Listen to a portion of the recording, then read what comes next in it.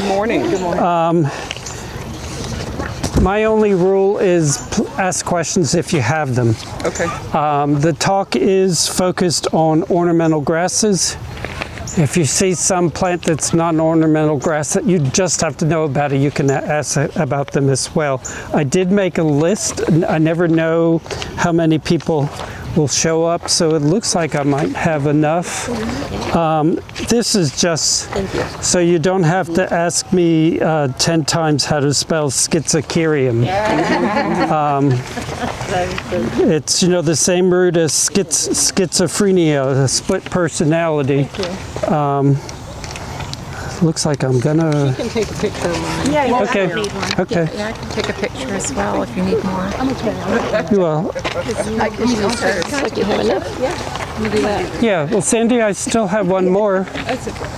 I'll auction this one off. Yeah, okay. Fall is sort of the peak of bloom in grasses. There are a few spring blooming grasses. There are some that are really wonderful through the summer months. But fall is sort of the peak of the time. And the majority of grasses are full sun plants. There are a few grasses that will grow in shade. Is anyone particularly interested in grasses for the shade garden? I wouldn't mind seeing some, yeah. Okay. Or parts shade, parts sun. Yeah. Well, and I said that these grasses want sun. That doesn't have to be sun all day long. Okay, gotcha. But like most sun perennials, if they have 6 hours of sun, that should be fine. Okay, good. They come from a wide range of habitats. Some are very tolerant of drought. Others will grow in soggy soils. So.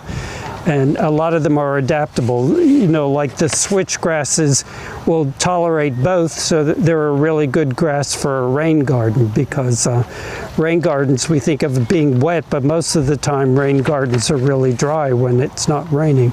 Let me just hand, are you on the tour? Would you like a plant list? Thank you very much. All right, well, this is not meant to be a thorough, complete, 2-hour-long tour, so we're just going to get some highlights. The schizoceriums are native grasses. Their common name is a little blue stem. They are clump formers. And as you might guess, based on this bed and its neighbors, that they are a very drought-tolerant grass. They wouldn't be happy in overly rich, moist soil. They would live, but they get floppy. But if you grow them lean and mean, they're really good grasses. The inflorescences, the flower stalks remain attractive all through the winter months. And the typical wild little blue stem has green foliage, but nowadays there's some really beautiful ones with colorful foliage, like Twilight Zone is quite blue with purple highlights. And there's a number of others. There's really an amazing number of selections available nowadays. Can I ask you a question? Of course. If you pick the wrong place to put it and you want to transplant it, A, is it fine to transplant? And B, what time of year should you transplant? Yeah, I can't think of any grasses difficult to transplant. The ones that are dormant in the winter, which would be the ones that turn brown come fall, they're sometimes better to transplant in late winter, not as they're entering dormancy, but rather they're coming out of dormancy, or while they're in full growth. Some of them might not establish if you plant them in the fall and they're already dormant. Yeah, but I've transplanted large grasses in the middle of the summer. I just cut them back really hard and watered them enough to get them established.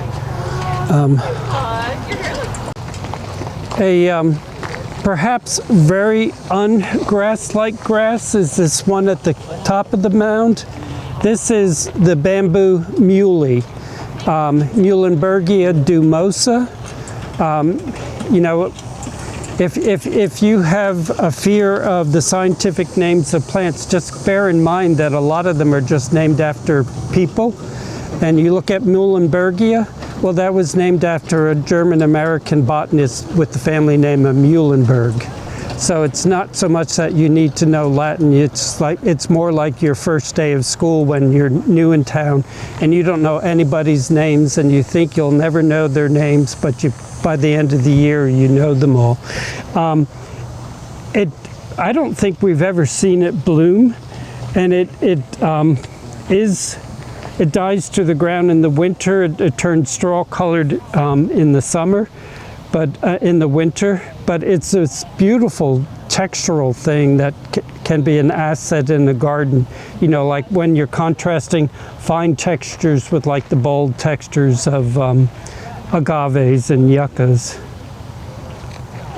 And, you know, perhaps having the common name of bamboo muley strikes fear in everybody because you think of bamboo as running, but we don't do anything to restrict its spread. It's definitely a clump former, as are quite a few bamboos. Alrighty. We won't travel all the way to the bottom of the parking lot, but those two huge masses down there are Arundo Donax. It's the cultivar peppermint.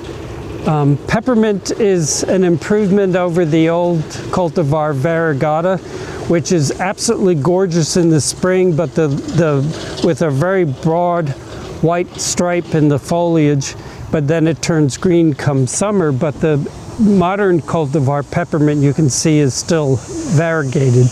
In the spring, the foliage is bright white, and come summer, it's the color that you see now, and it's starting to bloom. It's quite showy in bloom. We're going to see a different cultivar that it's nowhere near as vigorous as this one, which for a smaller garden I think is ideal because you can keep a clump and not have to rein it in at times. But if you had a really large garden, peppermint is good. If you do flower arrangements, the cut foliage is really good for flower arrangements. This little guy's, I didn't put it on the list, but it's really more of a summer thing. It's still blooming some. It's one of our native buffalo grasses, Bouteloua. It blooms for a long time, but it's really at its peak in the summertime. I'm going to switch from grasses to broadleaf plants. If anybody wants to bend down and smell the flowers on the chocolate plant,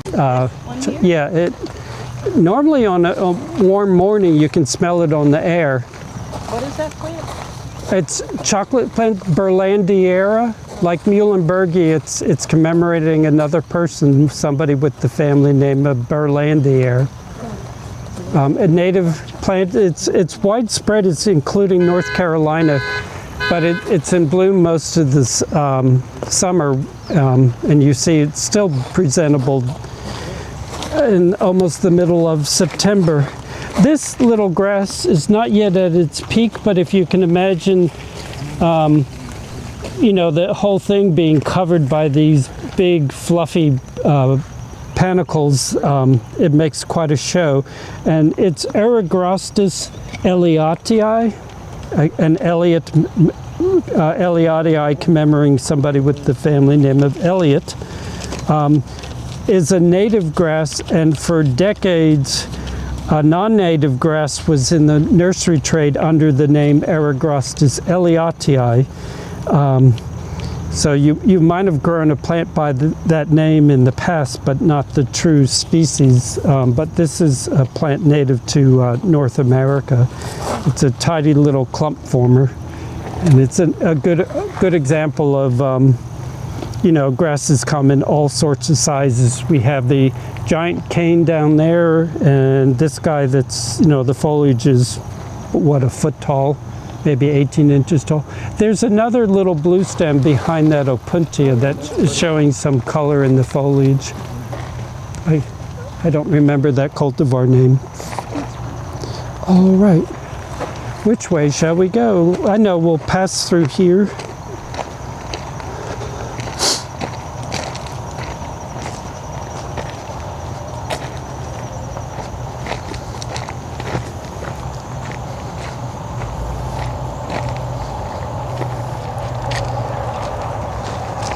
Vince is collecting seed off of the agaves. That's what's going on there.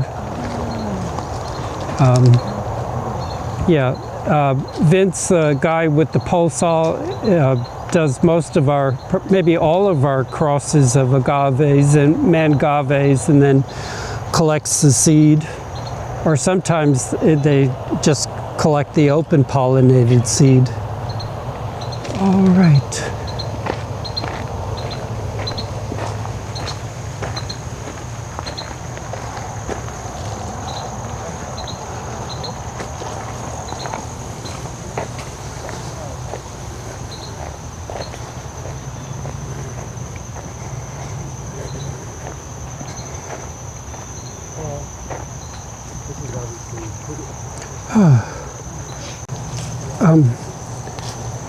As I mentioned, there aren't that many grasses that thrive in the shade garden, but if you want the grassy texture, the majority of carex, sedges, are shade plants, and so you can get this grass-like texture.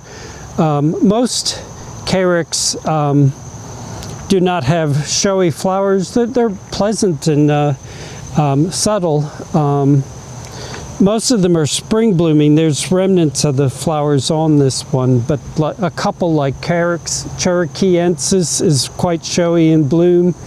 There's one Carex, I don't think it's in this garden, I know it's in Pseudo, is quite showy in bloom, and it has actually very showy pink flowers. It's a delightful showy Carex. And Carex and grasses are two different families, but they are quite similar.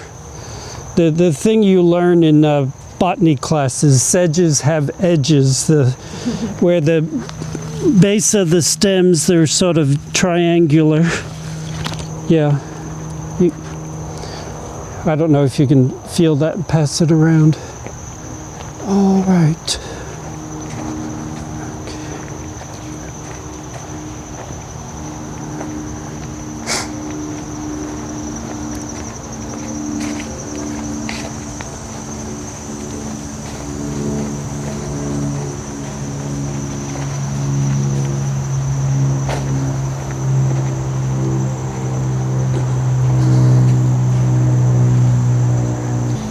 That is its label. That's neat. Yeah. That's not on the list. Though. No, I meant to, and I forgot. That's okay. I don't know if you all want to take a picture of it or write it down. But this is, to my mind, one of the most beautiful of shade-loving grasses. This is the Hakone forest grass. All of us sort of struggle with that name when we first come across it, Hakone cloa. But Hakone is after one of the prefectures in Japan, Hakone. And so it's a Hakone forest grass. It's a deciduous grass, so it turns brown with frost, but it's glorious all through the frost-free part of the year. This is a cultivar, sunflare. It's more, if it had a little bit more sun, it'd be a little bit more yellow, but it's sunflare because when the foliage is new, there's red highlights to it. But it's just this elegant, arching, graceful thing, and it's in full bloom, so sort of maybe subtle in bloom, but I think really beautiful. Can you keep it smaller? It's a slow-growing grass, so the plant you buy will be small for a bunch of years before it got this size. Okay. And then you can divide it out? Oh, yeah, it's easy to divide. Yeah. But, most of the grasses we're seeing today, if you plant a little plant, it'll be almost basically full size that same year. But, a little plant of this is going to be a little plant next year and a little bit bigger the year, so it's slow. Okay, gotcha. But in the shade. Yeah, and this was planted in 2017. I pulled this label out because most of our engraved labels under the QR code is a year, and that is the year that that plant was planted. Gotcha. So you can see that in, what is that, 8 years, Yeah. it's only gotten this big. And this looks a lot bigger than it really, well, no, this has gotten pretty big. Yeah. I've not grown sunflower myself, but it might be a stronger grower. Some of the highly variegated ones are really slow, Yeah. but they're really beautiful. Was that in a 4x4 when it was planted? do you I'm know? sure it was our standard The pot standard size. Yeah, pot size. yeah. You know, everything we see here was planted by Tony, and I'm sure nothing was bought in this big specimens, but mostly, you know, small pots. Maybe that tree was in a 1 to 3 gallon pot. Yeah. Yeah. So, and you know, I remember these gardens when they were full sun, but you plant enough little woody plants, it becomes a shade garden. Okay.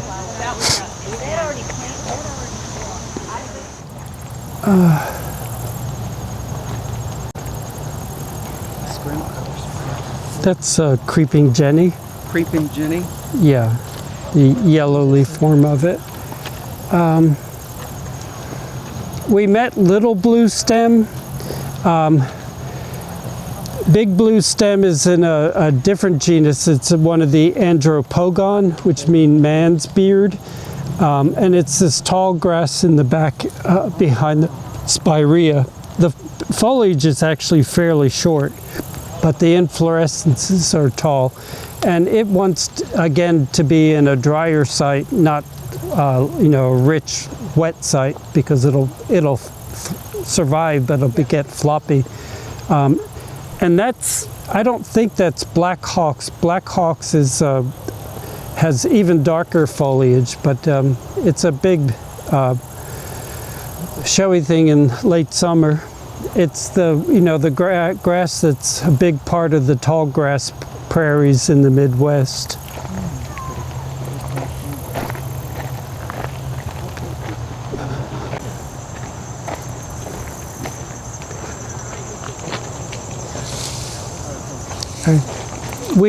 I pointed out the giant cane, the peppermint at the bottom of the parking lot. This is gold chain, I think. I might have put down gold coin. My brain was slow this morning when I made that plant list.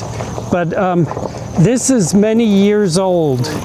And you, what? No, I was just telling you. Oh, so if you want this big, colorful foliage, but you don't have a lot of room, this cultivar of Arundodonax is a good choice for smaller gardens. We don't currently sell it. I'm going to work on Tony and convince him to sell it. I saw that Garden Treasures sells it. But most grasses are not propagated by stem cuttings, but years ago when we had cold winters, the plant would die to the ground, and then it would put up full-size canes come spring. But if the canes survive the winter, they start making these little side shoots, and these little side shoots, you cut the main cane into sections, and the little side shoots, I'll just pull this one off. You know, well, you can't really tell. This is almost like the crown of the plant, the base of the stem, and they're fairly easy to root. Probably could even root it in water, but I don't like to root things in water. Why So, don't you like the root in water? well, then the roots are kind of different than the roots, so they sort of have to adapt to but yeah. Gotcha. Yeah. An interesting thing about the giant cane, it's a Mediterranean plant, so Europeans knew it, and it's the source of reeds for wind instruments, because the canes get, you know, when the canes are in their second year, they get woody enough to be used for the reeds of wind Is that instruments. just this variety or all of the Arundo?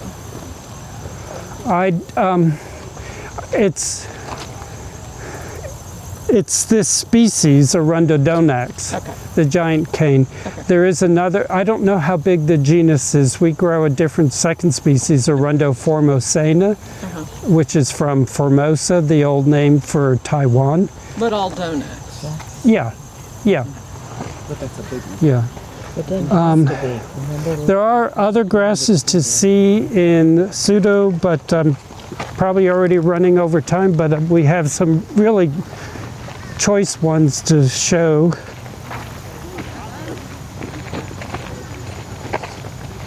In these beds. Oh,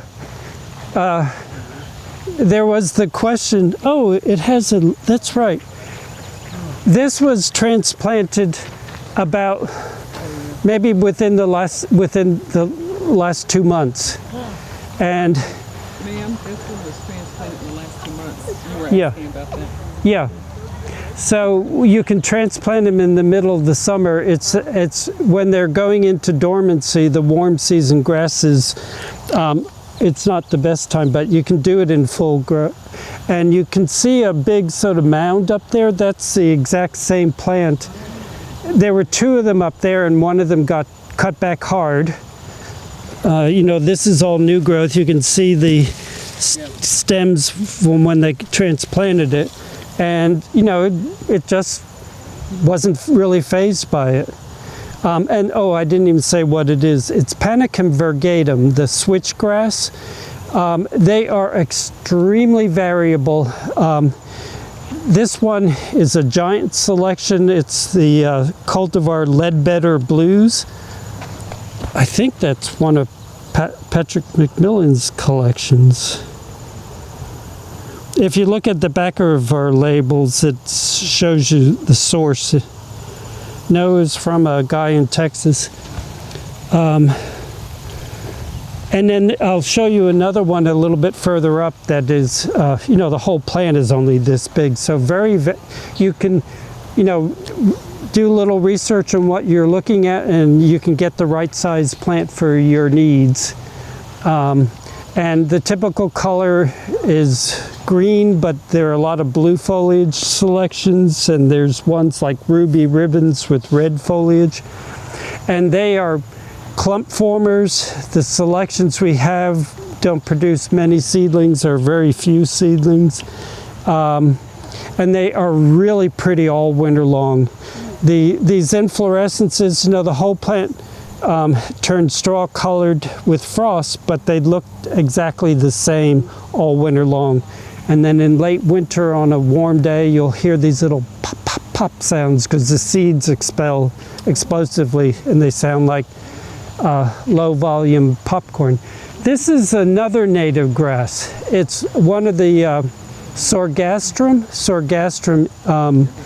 nutans, Indian grass, and this is a selection that Tony made, and it's not yet in bloom, but it is really, this is 3 plants that were planted in 2018, and it's very, very strictly upright in bloom. It's really handsome. And we have other selections of Sorghastrum nutans that it's a really widespread species, and some of the more northern forms of it don't do well, but this was selected at the South Carolina Botanic Garden in Pickens, Georgia, Pickens, South Carolina. So the cultivar name that Tony made up was Slim Pickings. And another one that's really pretty all winter long. Okay, so, oh, that's the hybrid. See, this is Panicum virgatum, the same species as this great big one, but this is an example of this is a really small cultivar. The cultivar name is Half Pint, but you know, most of the Panicum virgatums are more upright than this and not cascading, but you know, if you have room for a giant grass, that is a real beautiful one. But this is one plant, and this bed was only planted in I think it was planted 3 years ago, 3 summers ago. So, and again, this is Ledbetter Blues, but really beautiful thing. Okay, I think there's a couple more we'll take a peek at. Alrighty, this is a garbage can. Yeah, 2000. This is just starting, so you're not seeing it in its pure glory. We've met several Muhlenbergias today. This is Muhlenbergia lindheimeri, which I love just because I can make the point that a lot of scientific names are just people's names, Muhlenberg and Lindheimer. This was planted in 2020. It's become fairly big in 25 years, but I think this is a really manageable size after 25 years. So big, not a giant grass, but a big one, and it's big and bold, and most of the inflorescences haven't opened up yet, and even that, but they become these sort of beautiful bottle brushes of foliage, and it'll remain attractive all winter long. This is native to the southwest US and drought tolerant, but it doesn't have to have a dry site. So planted in 2000? Yes, 2000. Okay. Yeah.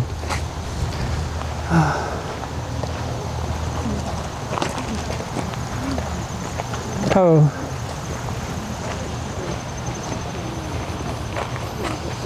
This is just another selection of Panicum virgatum, the switchgrass, Apache tears, a smaller scale one.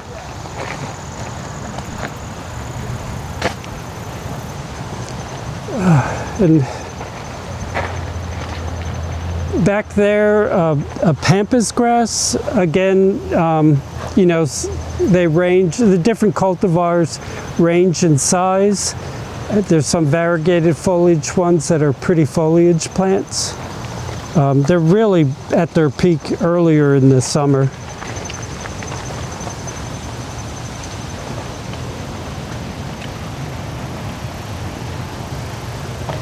Oh, okay. And the miscanthus are native to Asia. This is Miscanthus sinensis, meaning from China. They've been in gardens in the U.S. probably since the Victorian era, when they liked big, bold foliage plants.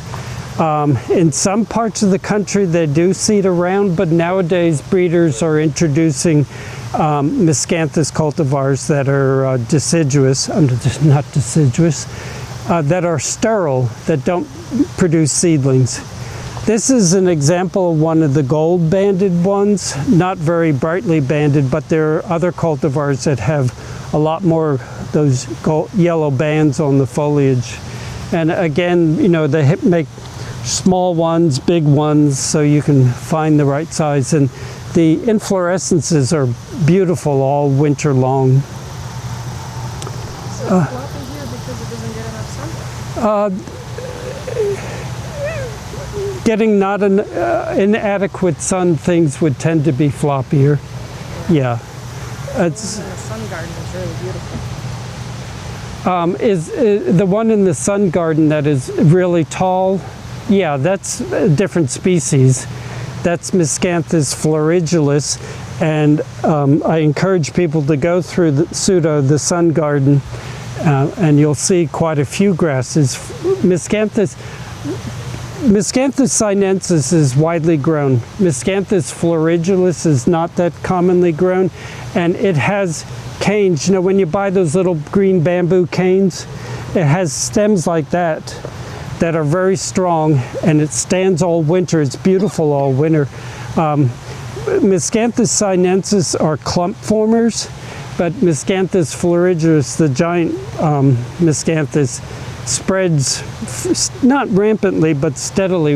After a number of years we have to reduce it, but I'm going to plant some in my garden because I think it's a beautiful ornamental, but I can also harvest bamboo canes from it and not have to buy a little pack of green bamboo canes.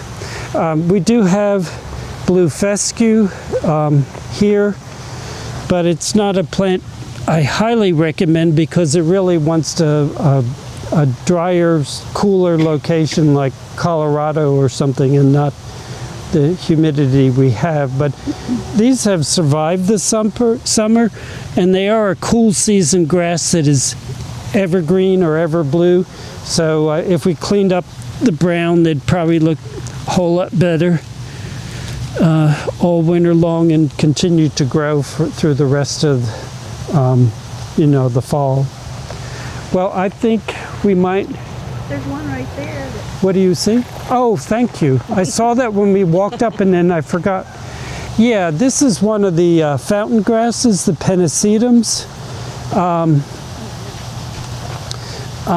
They are clump formers.